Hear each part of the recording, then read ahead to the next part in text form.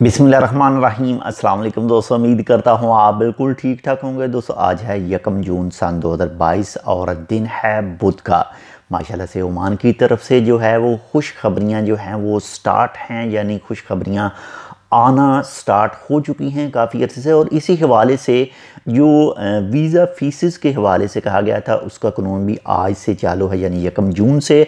और इसके साथ ही ओमान के सुल्तान जनाब हैथम बिन तारिक साहब की तरफ से एक और हदायत जारी की गई थी उन तमाम अफराद के लिए, उन तमाम लोगों के लिए जिनके पास गाड़ियाँ वगैरह है, वो चाहे कमर्शियल है वो चाहे प्राइवेट गाड़ियाँ हैं, तो उन सब को जुर्माने और रजिस्ट्रेशन फ़ीस के हवाले से जो है 2020 और 2021 इसमें जो रजिस्ट्रेशन फ़ीस और इसके बाद में जो जुर्माने वगैरह थे इसकी जो छूट दी गई है। और ये कानून लागू हो रहा है कल से, यानी 2 जून सन 2022 और दिन जुमेरात से, और ये रहेगा जी 2 दिसंबर 2022 तक।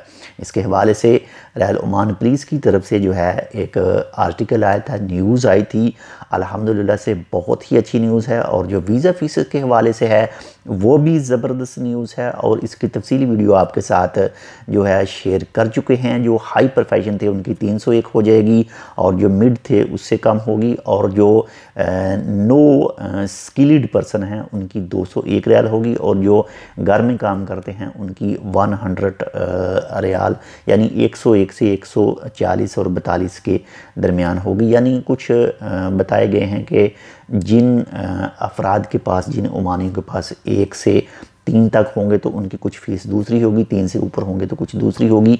तो बाकी तफसीली वीडियो चैनल पर मौजूद हैं। अगर आपके जहन में कोई भी सवाल हो तो आप वीडियो पर कर सकते हैं। और अल्हम्दुलिल्लाह से जो गाड़ी के रजिस्ट्रेशन फ़ीस और जुर्माने वगैरह हैं जिनके 2020 और 2021 में थे उनको छूट दी गई है, और ये कल से स्टार्ट हो रहा है 2 जून सन 2022 और दिन जुमेरात से, और रहेगा 2 दिसंबर 2022 तक।